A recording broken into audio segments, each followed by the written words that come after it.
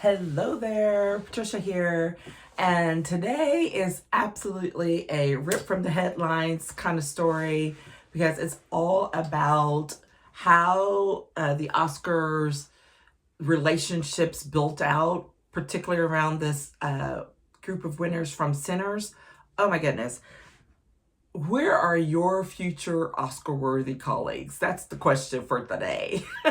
Because when you take a look at how this built out and the relationships that were being built over time, this is the thing that I love to put my foot in the ground about, and why building those relationships today matters.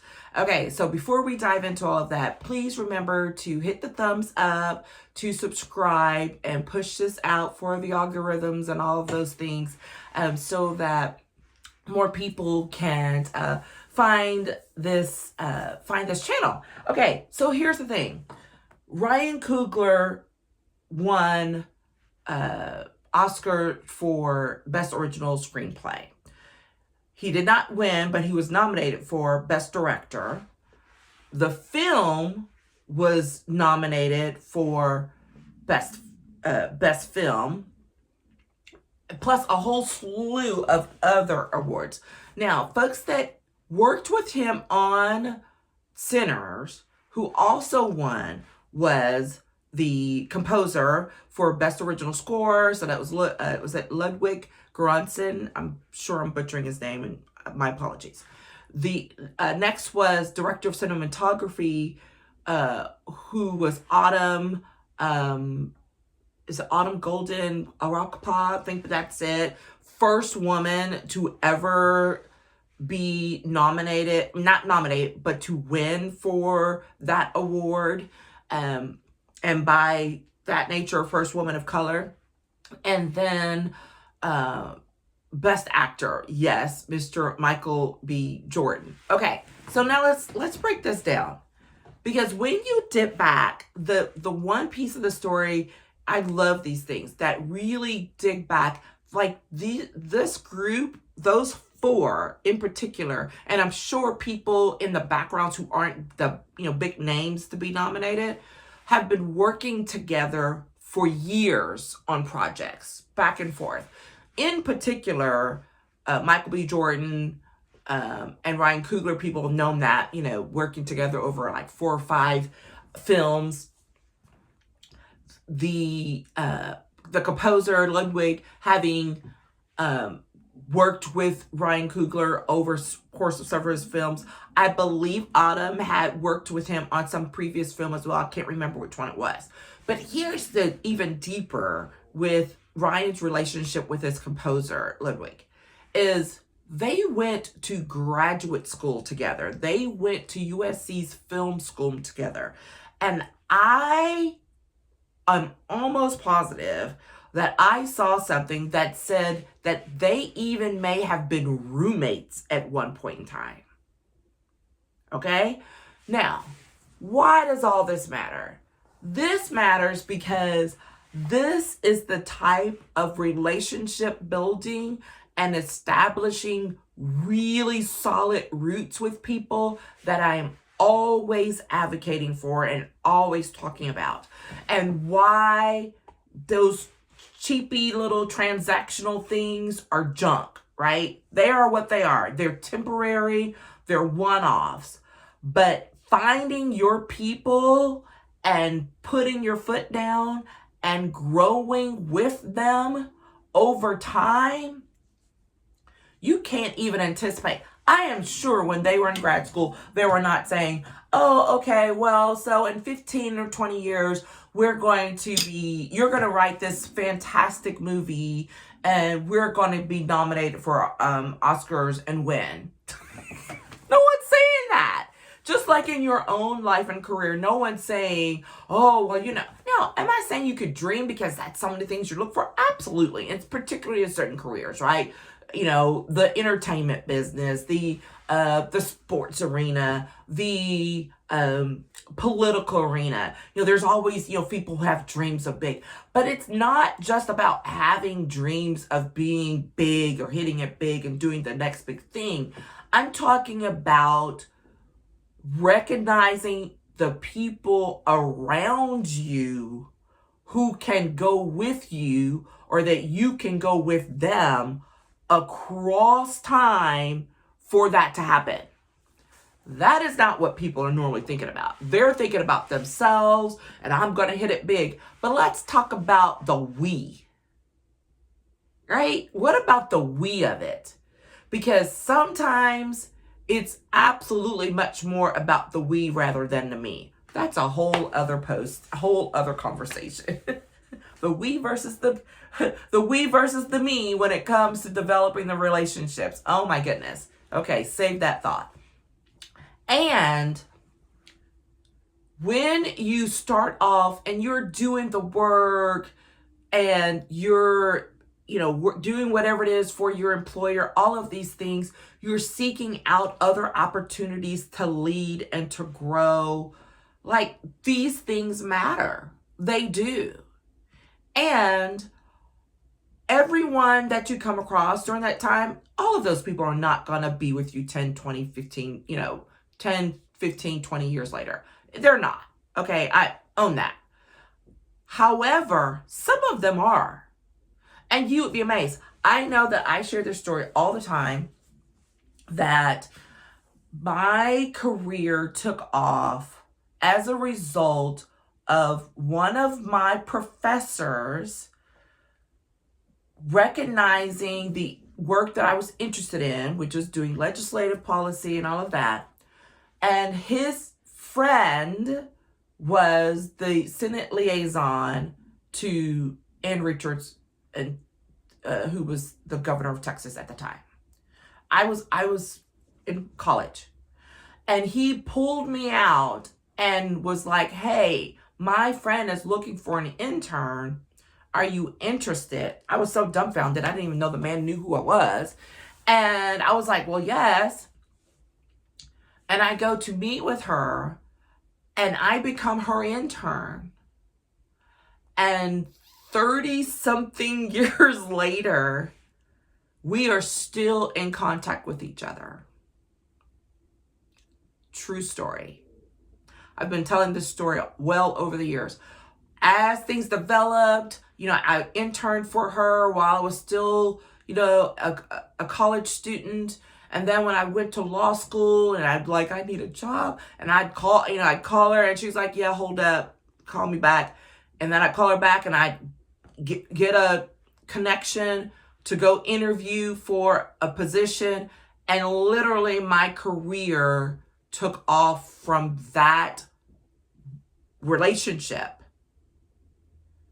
and having someone willing to stick with me, be there. And down through the years, because she became a mentor and someone that I would run things by when I was looking at making a shift. And at one point in time, it was really funny. She was calling me about something, and she was like, "I don't know why you keep calling me for help. I need to be calling you for stuff now." I mean, like, that is like the biggest compliment, because at some point the mentee became a peer, and I never saw that coming, right?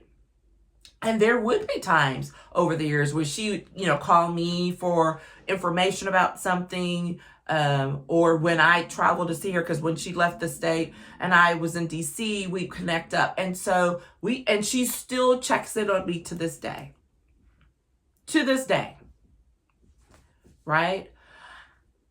There are other people like that I can look back on now throughout my life and career. Folks who were colleagues, who became colleagues, and then, dare I say, friends.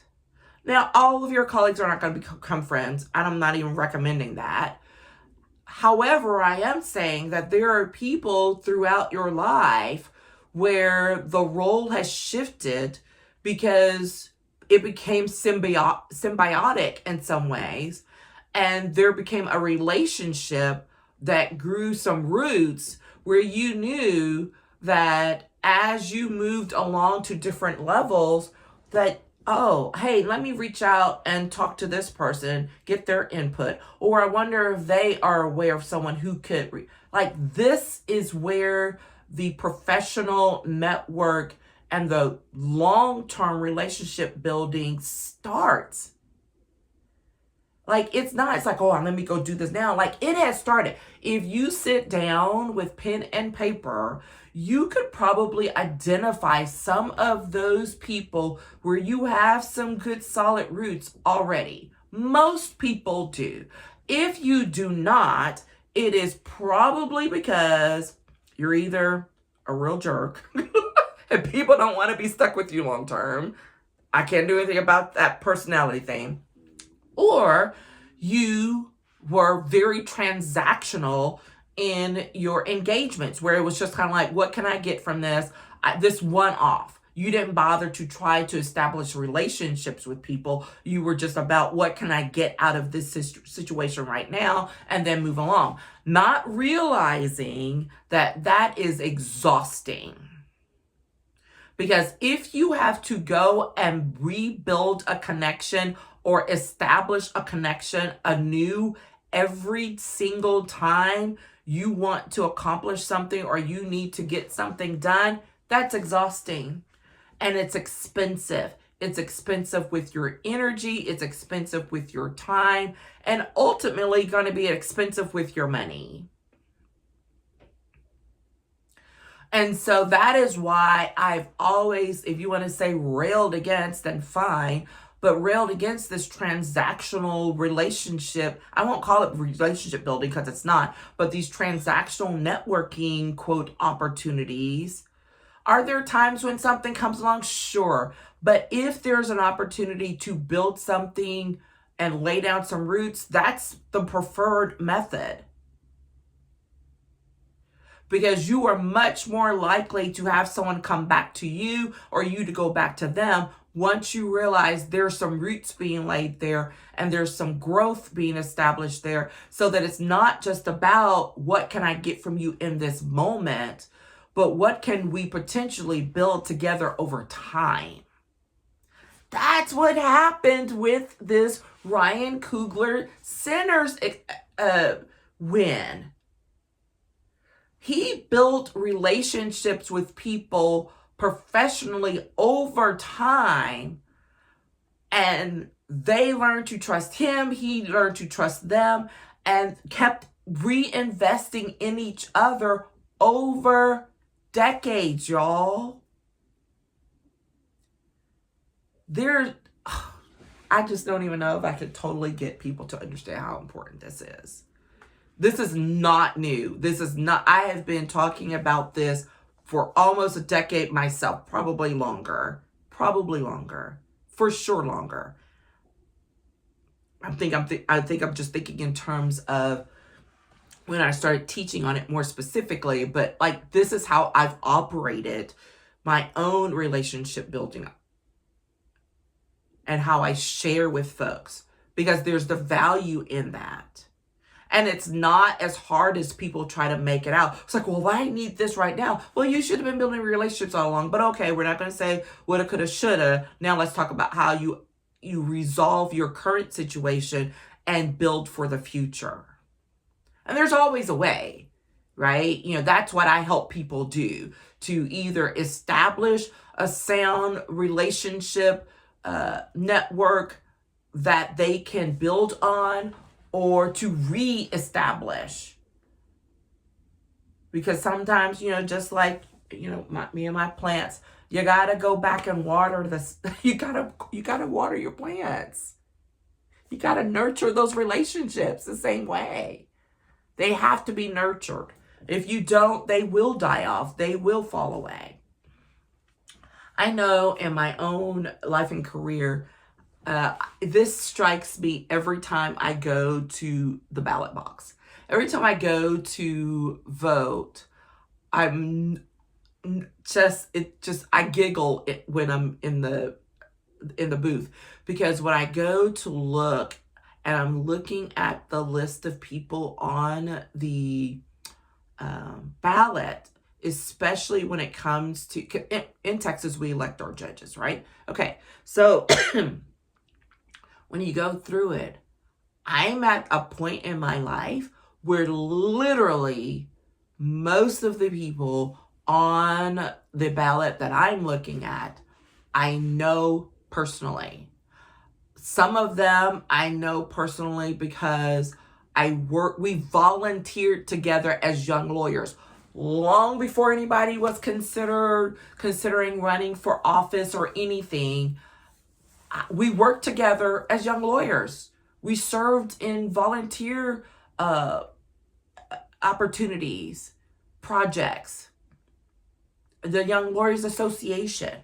For those who are a little bit ahead of me and older, when I see their names, I was working with them through what we call the big bar. They were on the older bar at the time.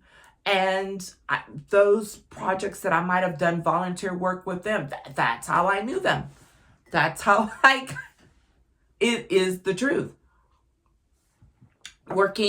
Doing work with other bar associations that I was a member of, the women lawyers, the black lawyers, different organizations around town. It was because I was out and we were doing work together. May not have actually worked with someone directly as far as in our career, as far as professionally, like work for the same organization, maybe a few. But definitely when it came to volunteering and doing things like that, which in some ways is even more important because how you approach your volunteer service can be very telling.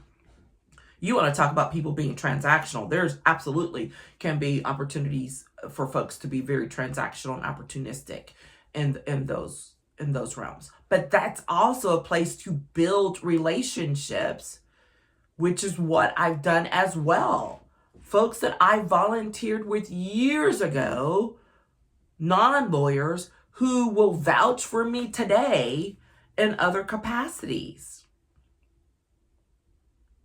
So these are the things that I have been recommending. I will continue to do so. And I'm going to ask you, where are your Oscar-worthy colleagues right now today? And by that, I mean, if you were to go be nominated for some, quote, big award, or who are the people who would be standing with you right now today?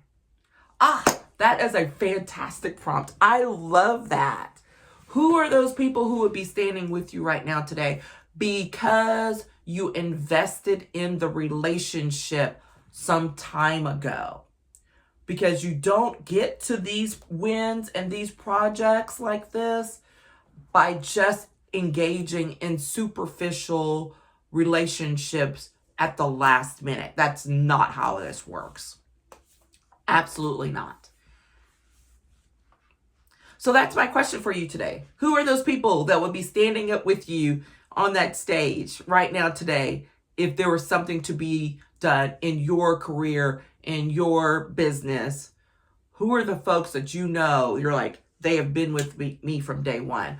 They've invested time and money maybe, or support over the years. Like when you have an issue or a problem, you could go talk to them and get some sound advice. I want you to do that. Do that little exercise. Do that little practice. It is an excellent, excellent opportunity to really learn where you are with your relationship building, where things need to be strengthened, or where things need to be developed. Because guess what? Things evolve over time, for sure.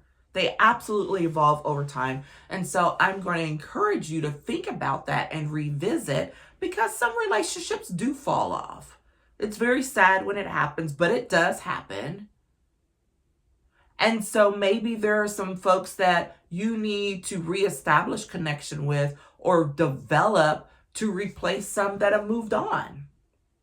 It's a living, breathing thing. Just like I used the plant analogy otherwise, if you want the plant to continue to live, you gotta feed it. You gotta give it sunlight. You have to give it, some water. You have to give it a little bit of fertilizer. Same thing with our relationships. You have to do the work. You have to nurture it. And what that looks like can depend on the nature of the relationship and what you're, building it out for your network. But again, sometimes you never know. You do not know where things are going to be led to, but it does matter how you lean into it right now in the moment. Okay? All right.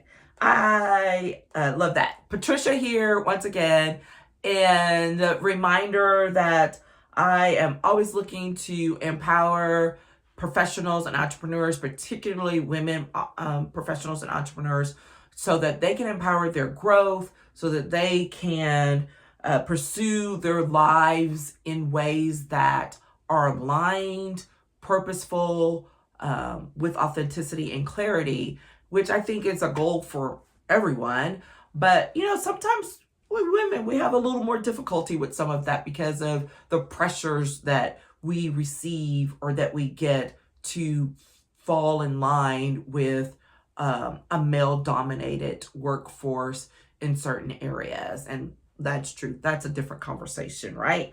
But I really look forward to being able to continue to provide empowering strategies that will help women to achieve success on their own terms and give them the clarity that they desire. And so I will finish by saying I really hope that you will think about what it is you can do to celebrate who you are today, and to remember that celebrating who you are is a power move, and you need to take that move and make it today. All right? Take care. Talk again soon. Bye.